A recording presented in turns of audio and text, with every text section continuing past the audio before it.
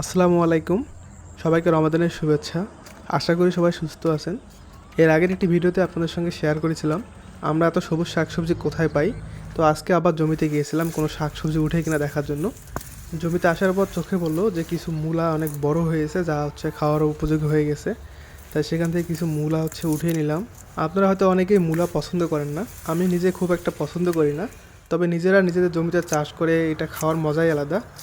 আর টাটকা যে কোনো সবজিই কিন্তু ভালো লাগে। মূলাগুলো উঠিয়ে তার ডালগুলো কেটে নিলাম। মূলার পাশে বেশ কিছু ডাঁটা শাক ছিল, তো আমি ডাঁটা শাকগুলো তুলে নিলাম। আর একটা মজার বিষয় হচ্ছে, রংপুরের ভাষায় কিন্তু এটাকে ডাঙ্গা শাক বলা হয়।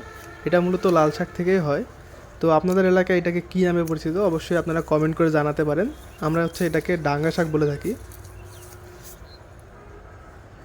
এর পাশে আর একটি ডাঁটা শাক ছিল, এটি হচ্ছে সবুজ ডাঁটা শাক। তো এটিও তুলে নিলাম। তারপর আলুর চপ খাওয়ার জন্য এখান থেকে বেশ কয়েকটি আলু উঠিয়ে নিলাম। যদিও বা এখন আমাদের আলু উঠানো হয়নি, তবে 2-1 দিনের মধ্যে আমরা সব আলু উঠিয়ে ফেলবো। তো এখান থেকে আমি বেশ কয়েকটা আলু শুধুমাত্র চপ খাওয়ার জন্য উঠিয়ে নিলাম।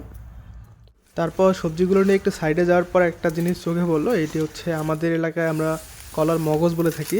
অর্থাৎ কলার সামনে যে ফুলটা থাকে এটাকে আমরা কলার মগজ বলে থাকি। এটি কিন্তু রান্না করে খাওয়া যায় এবং ভর্তা করেও কিন্তু খাওয়া যায়।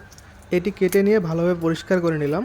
আপনাদের এলাকায় এটিকে কী বলেন আপনারাও কমেন্ট করে জানাতে পারেন। রংপুরের ভাষায় কিন্তু আমরা কলার মগজ বলে থাকি। এবার ইফতারিতে শরবত বানানোর জন্য আমি বেশ কিছু লেবু উঠিয়ে নিলাম। আমি এর আগে একটা ভিডিও দেখেছিলাম যে আমাদের গাছে এখন সেইভাবে লেবু নেই, লেবুগুলো এখনও ছোটো অনেকটাই। আর কিছু কিছু গাছে এখনও ফুল। তো সেই কারণে আমি ছোটো ছোটো কয়েকটি লেবু উঠিয়ে নিলাম। তারপর যাওয়ার পথে আমি আরেকটা জিনিস দেখতে পেলাম। এটা এক ধরনের শাক, যেটাকে আমরা বতুয়া শাক বলে থাকি। আপনারা কী বলে থাকেন অবশ্যই জানাবেন। এবার আমার অনেক পছন্দের একটি সবজি টমেটো। আমি এখান থেকে বেশ কয়েকটি টমেটো উঠিয়ে নিলাম। আসলে টমেটো দিয়ে আপনি ভর্তা, সালাদ অথবা যে কোনো তরকারির সঙ্গে দিয়ে কিন্তু খেতে পারেন। আমার এটা অনেক পছন্দের একটি সবজি। আমি এখান থেকে বেশ কয়েকটি টমেটো উঠিয়ে নিলাম। টমেটোগুলো উঠিয়ে নেওয়ার পর আমি যাব পেঁয়াজ নেওয়ার জন্য।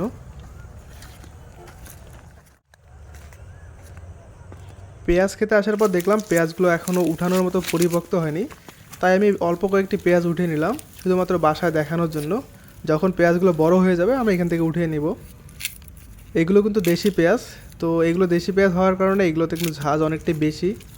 পেঁয়াজের পাশে কিন্তু আমাদের রসুনও চাষ করা আছে, কিন্তু রসুনগুলো এখনও ছোটো, ওগুলো এখনও উঠানো যাবে না, এই কারণে উঠাইনি। এরপর চলে গেলাম বাঁধাকপির এখানে বেশ কয়েকটি বাঁধাকপি ছিল, কিন্তু এখান থেকে মাত্র একটি বাঁধাকপি উঠিয়ে নিলাম। কারণ এখন যেহেতু রমজান মাস, এখন খুব একটা সবজি খাওয়া হবে না। তাই এখান থেকে একটি মাত্র বাঁধাকপি উঠিয়ে নিয়ে ডালগুলো কেটে নিলাম। আসার পথে একটি বিষয় খেয়াল করলাম যে এখানে কয়েকটি ফুল গাছ ছিল, গাঁদা ফুল। এখান থেকে সুন্দর সুন্দর দুটি ফুল কেটে নিলাম।